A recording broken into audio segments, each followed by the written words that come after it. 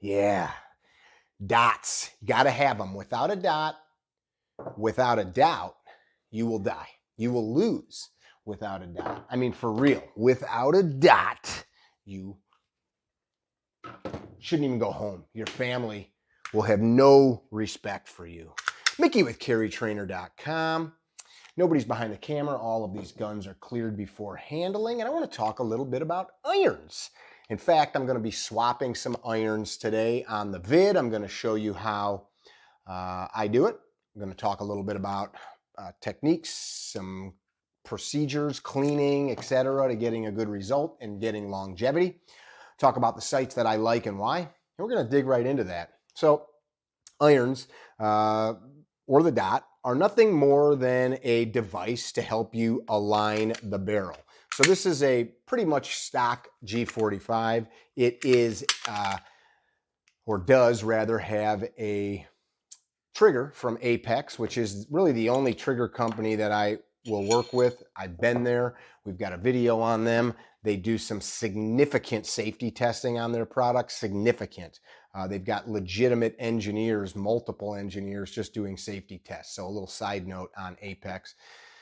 These sights though, or dot, are nothing more than a reference tool to help you line up a metal barrel, a tube, right, in time and space. So when we say this is better than that, what we're saying is it works better for me versus something else. Why am I swapping these? Well, one of the things I don't like about this, when I purchased this gun brand new, it came with these. On the front, it's got a nice bright orange tritium insert, and in the rear, it's got serrations to help cut glare and a U-notch. If I hold my hand, oh, let me do it this way. What am I thinking? Can you see that? That U-notch? I don't like the U-notch. I'm not in love with it. Versus, look at this Glock here. See the square notch? Square versus the U. See that? You see it. Does it matter? Well, maybe. To me, it's easier for me to line the square up. So that's one reason I'm changing it. And I've been playing around at 50, 40, 60 yards on some timed drills. And the sight on the front of this gun is fairly thick. It's fairly thick, and it covers up a lot of target out there. So I'm going to go with a slightly smaller front sight. Same height, a little skinnier, so it's going to take up a little less real estate. There's a lot of sights out there on the market that are help us see better. So one of my Berettas, if you guys have paid attention to us, I was shooting these things for years before they were sexy again. And if you're shooting them, you're a smart person. But I'm back on the Glock train for a while, which is another story. Fibers. This is my buddy Les Keys Martoni. This is his rear sight design that Wilson Combat sells. Nice square notch, ample room for you to take in information with that fiber. Fibers are great, but I break them all the time, which is why I carry more, right? You got to have some more with you. Can you shoot without it? Sure. You're just going to have a little black little thing out front with a hole missing, but they're not nearly as durable. So personally, I like a good steel sight. Ameriglo fits the ticket for me. Ameriglo, in my opinion, is the best out there. And Ameriglo are the people that invented this sighting system, that bright green, orange, yellow. They were actually hand painting these years ago. They've been around a long time. There's some other people that sell similar sights invented by the American company Ameriglo. And so I'm going to swap these out on the Glock 45, and we'll just talk about how we're doing it. How's that sound? If you guys would like, while you are watching, if you've got some comments or questions, throw them in the comments section there and let's talk about it. I try to do a good job of communicating. Hey, if you don't have anything nice to say, go in the kitchen at your house, not mine, and get a mug, and then go in the refrigerator and get the Shut the Hell Up bottle and pour yourself that if you don't have anything nice to say. I'm just kidding, that wasn't nice. So my skinnier front sight, I'm going to show you this compared to the fatter front sight in a moment. I've got a skinnier front sight. And then the square notched rear sight, which is very nice. We'll take a little look. Let me get them out of the package here. And I prefer orange. Some people's eyes prefer different colors. That was the sound of the supplied front sight wrench for the Glock. Now, something else to be mindful of, not every sight works the same. How they're installed and things like that. Not all of them work the same. You can take a little peek at that packaging. But I'm gonna open up both of these here so you can see the difference. And the difference seems minuscule. I'm gonna try to position these between my fingers here. So the one that's on this side is the wider one. That's the same width as what's on the gun now. And the one on the left is skinnier. I'll tell you the exact width. I want to grab it here. The width on these, 0.20 high, right? So 0.2 of an inch high and 0.125 wide. So 0.125 wide, and so 0.25 would be 1/4 of an inch, right? So that's about 1/8 of an inch wide. You can see again.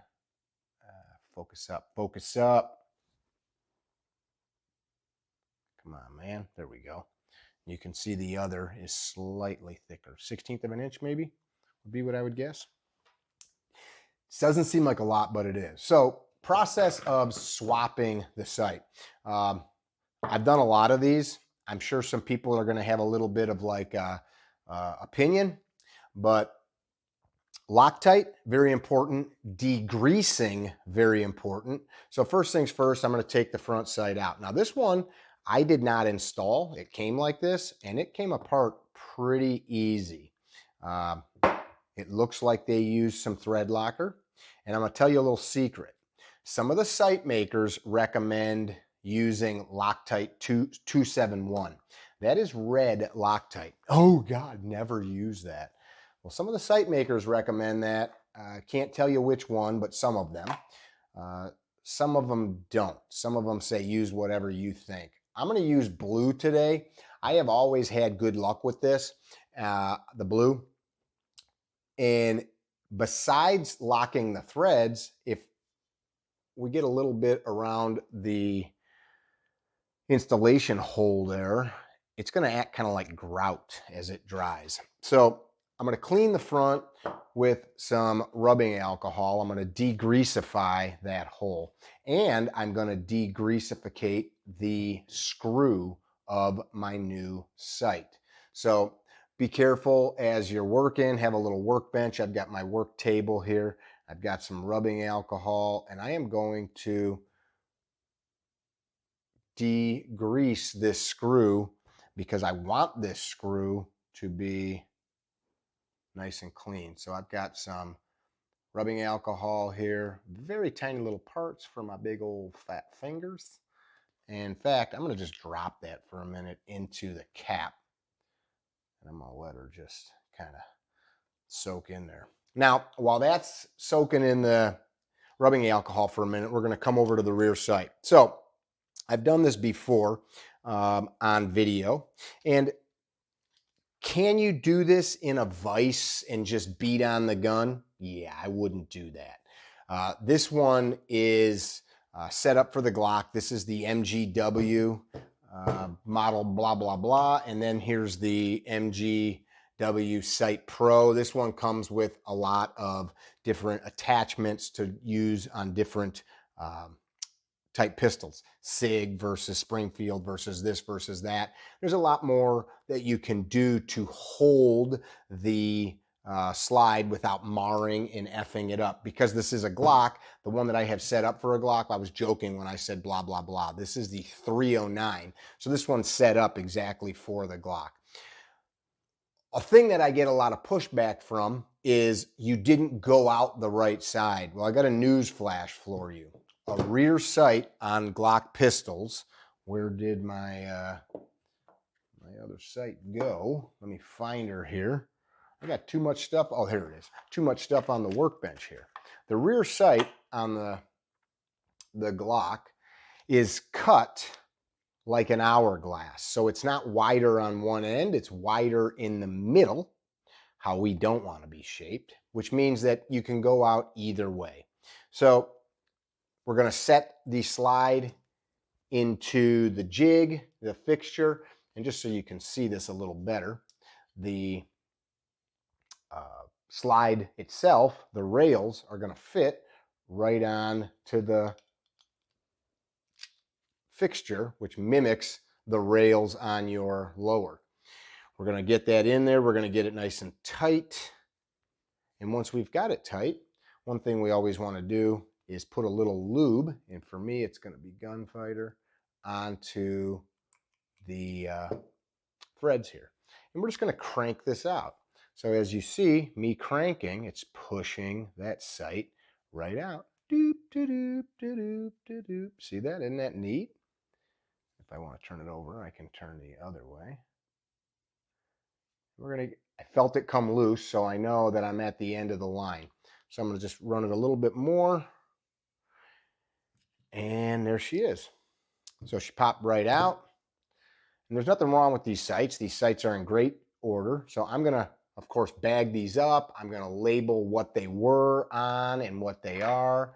And then I'll keep those in case somebody needs one. In fact, I'll probably throw these right into the range box. And if I've got somebody with a Glock pistol that's still running plastics, I will do them a solid and help them out with some sights that I'm no longer using.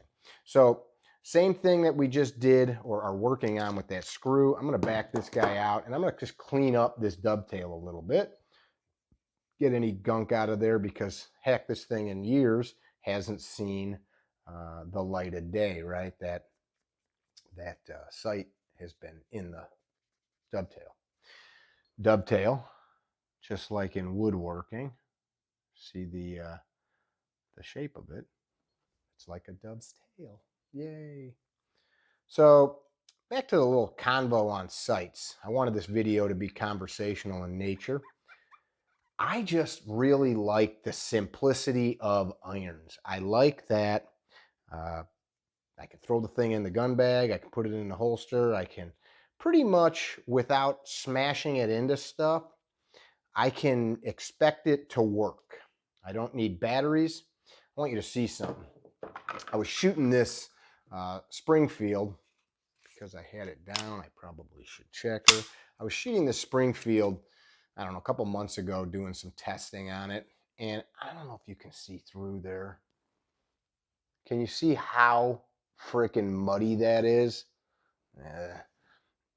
It was a rainy day. There's a bunch of slop. It's just basically, it needs to be cleaned. You can probably see it on that side. It's just all goobered up. I'm not against dots. As you can see, I have dots. I just really prefer the simplicity. I'm talking with a friend of mine yesterday. He's a masterclass IDPA shooter, and he shoots with a dot, Carry Optics division. Look at all the gunk coming out of the front of this bad boy. He recently switched back to irons, and he said, man, is it easier to run that gun hard with the dot? Well, of course, we know that. That's why we've all got dots on our rifles, right? I'm not trying to handicap myself. For me, I just love the simplicity. I can get good hits out at distance. I'm not trying to win a world championship. I just love the simplistic nature of the sights. That's it. Okay. Call me a jerk, call me a curmudgeon, call me old school, but I like it. And, you know, the other part about it, man, I just got so much time behind irons, years, that it's just what I know now, guys. It's just literally what I know. So the new square notch sight, if you notice, I can kind of get her about halfway in. See that? Bloop. Of course, make sure you put it in the right way. So these are the trooper sights. Ameriglo's got different packages. Some different agencies, federal agencies, looked at their catalog and said, give us this one, give us that one. You know, we like this front sight with that rear sight. Years ago, they had a package called the Spartan Operator.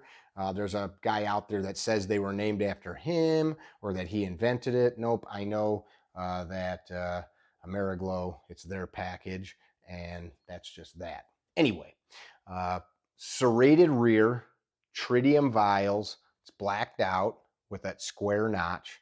So we'll get this bad dude in there first, and then we shall do the front. That way I'm not mucking around. So we'll get that rear sight started, because I'm not going to be able to get my finger in there. And I know for some of you guys, I see comments. Guys are like, get to the effing point. This is how I do business, man. I want to talk to you. I want to visit. If you don't like it, go watch one of the channels where all they want to do is just run around and shoot shit. I don't care. If that's your jam, do that. So I'm just trying to be your friend, okay? That's actually not true. I'm just being a smartass now. All right. So we want to make sure that we're, of course, walking in straight. Be careful that you don't push something in crooked. I know that sounds like common sense, but you know, you're running pretty finely machined pieces together. How do we know when we're straight? Well, just like we're hanging a picture, I'm going to use my eye and I'm going to line this up on the slide. I'm going to try to get her straight on there. I'm going to use my eyes here to line it up. So got the rear sight installed. That's not too bad. I might need to come over a little bit, and I'm going to take a look at her once I get the front on, and we'll check that out. So front sight time. I've got the screw cleaned and dried, and my Loctite, my thread locker, a little shaken, not stirred. And I'm going to put a little Dabski in here. And if it spills out a little bit, man, it's funny. I was just talking to a friend of mine today doing a podcast. You want to see some dudes argue, just put anything semi-technical on the internet, and you are going to see a bunch of dudes call each other names and be total jagaloons. I don't need to hear it. Now, this part can be a little tricky. This screw, especially in a Glock, is super tiny. I'm going to take that little dude and push it right down in the hole. Ooh, that's what she said. And sometimes I've actually found, I'm actually going to show you the actually found method first. I've actually found if I push it through the hole, so do you see I've got the screw sticking out of the hole? See that? I found that if I stick that through, I've still got my Loctite in the female portion of the threads. You can give her a couple of spins. See that? You don't want to go too crazy, because then you've got to bloop, push it in, and then I can use the tool. So I've got this one I bought years ago. I like it. It's a kind of tapered to fit in there, but Ameriglo provides this nice little brass tool, which I will use theirs. And you know, we're only looking for 6.5 inch-pounds. That's not very much. So we're really just snugging it up, and then we're going to let the thread lock do its job. Something else to be mindful of, if you're using thread lock, it's got a cure time. I don't know what thread lock you're using, but a couple days is really what you should be doing. So we don't want to be out on the range and set this up. Now, here's an issue. Do you see that's crooked? You see that? So that can happen, and that's not Ameriglo's fault. That's just the slop between the recess in the slide and the dot. So what I'm going to do, before I tighten her up, I'm going to loosen that up. I'm going to eyeball this straight. Yep. I like that. And then carefully snug her up. So, do you like dots? Do you like irons? I, again, don't care what you use. I just want you to think about what's going to be most beneficial for you, what's going to give you the easiest time. And now I have found through trial and error that the skinnier front sight with the square notch in the rear, I've just got so much time with it that I don't want to learn something different. My carry guns got these sights. All my backup guns, the training guns that we have these sights. They frickin' work. They don't tend to wear out or break. I know eventually that the tritium is gonna not be glowy. I'm more concerned about that nice bright orange.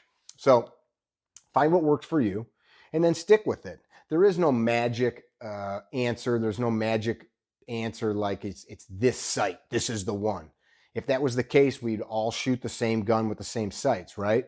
What I can say, high quality companies like Ameriglo are what I'm interested in. Installing them properly. Can't emphasize enough degreaser and thread locker, and then allowing it to cure. Hope this video helps. Shoot straight, train often, equal height, equal light, good pressure on the trigger, the fundamentals of good grip. Connect that training to a positive mental attitude of doing the right thing at the right time every time, as my mentor Super Dave likes to say. Be well, don't be dickheads. Tell me if you need something. Try to help. Bye now.